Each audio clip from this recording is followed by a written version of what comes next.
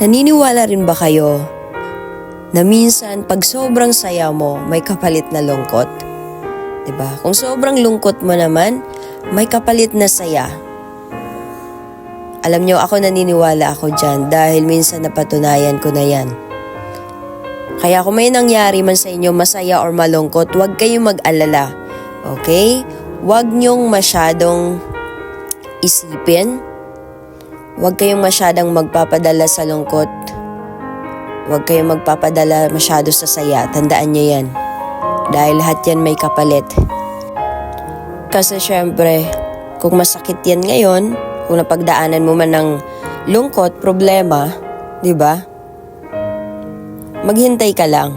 Kasi sometimes, God needs to remove someone from your life. Di ba? Para mabigay niya yung best para sa'yo. There's a beautiful purpose for every pain. Tandaan niyo yan. Kaya, huwag kayong mag-alala dahil lahat naman ng bagay ay kakayanin mo. Malungkot man yan o masaya, dapat alam mo kung paano i-control yung sarili mo.